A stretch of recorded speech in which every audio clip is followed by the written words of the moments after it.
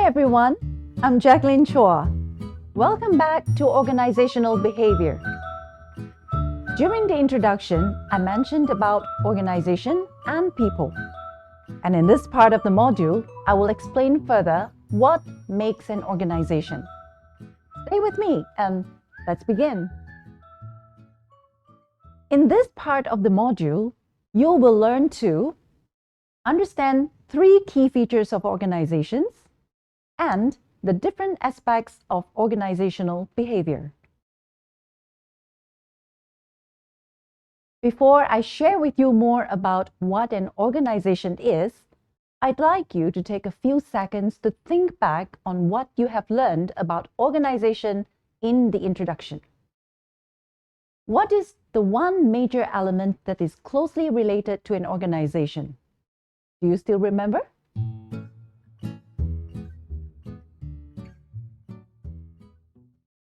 The answer is people. In the field of organizational behavior, organization is often referred to an organized body of people with a particular purpose. For example, the people in a business, a society, or an association that work together as a complex unit. An organization is never complete without people because people are the most important asset of an organization. And the people in an organization are expected to work together to achieve a certain common goal or a set of goals. For example, to boost the sales of a line of products or to promote their signature services. Gary Johns, the professor of management and the Concordia University Research Chair in Management in the John Molson School of Business, Concordia University, Montreal, presents us with another interesting explanation about what an organization is. According to Gary Johns, organizations are social inventions for accomplishing goals through group efforts.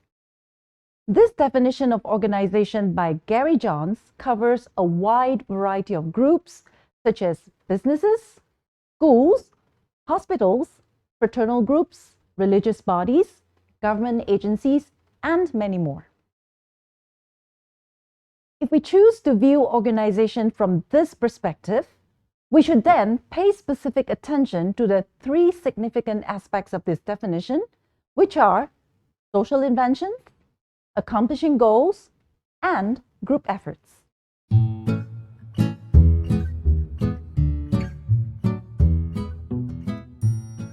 Let us take a closer look into the 3 key aspects of organizations based on Gary Johns' definition on the earlier slide. The first aspect is social inventions. In this light, organizations are seen as social inventions due to the fact that they are mainly made up of people who are essentially social beings. The second key aspect of organizations is accomplishing goals. We must understand that besides being people-oriented, organizations are also goal-oriented. All organizational efforts are directed towards the goals set by the people who are in the organization. A successful organization is usually able to integrate its goal with the personal goals of all individuals associated with it. And the last key aspect of organizations is group effort. Group efforts in organizations are built to overcome the physical and intellectual limitations of individuals. With that, it will help maximize the potential of achieving the organizational goals. From these key features of organizations, we can understand why it is important to study organizational behavior for better organizational management. After you have learned about what organization is, I think you're now ready to learn about organizational behavior. It is never an easy managerial task, as understanding human behavior is in itself a highly challenging effort. What more about understanding the behavior of a group of people?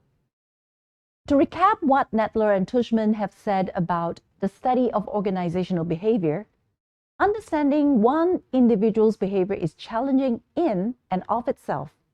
Understanding a group that is made up of different individuals and comprehending the many relationships among those individuals is even more complex.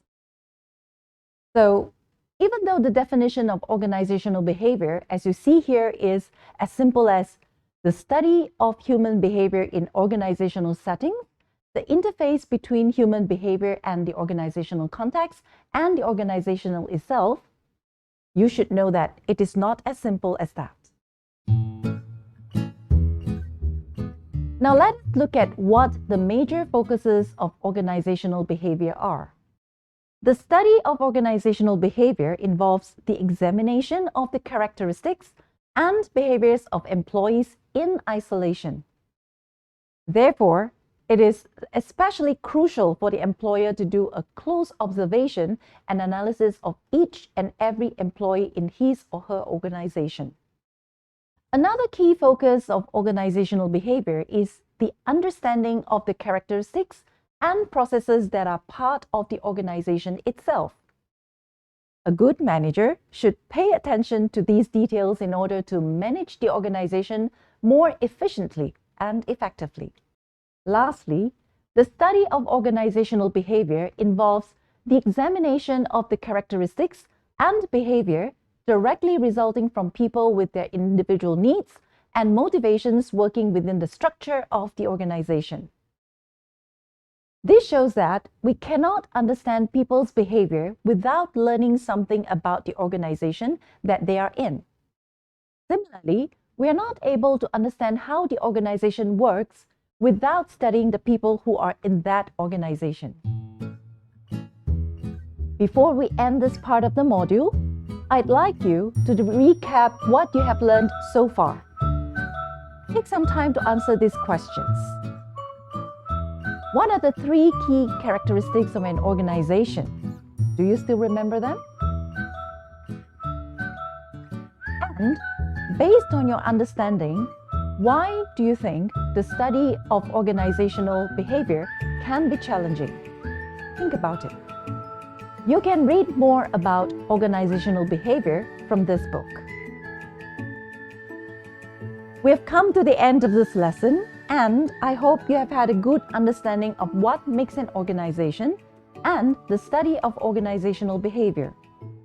Thank you, and enjoy learning more about organizational behavior in this module.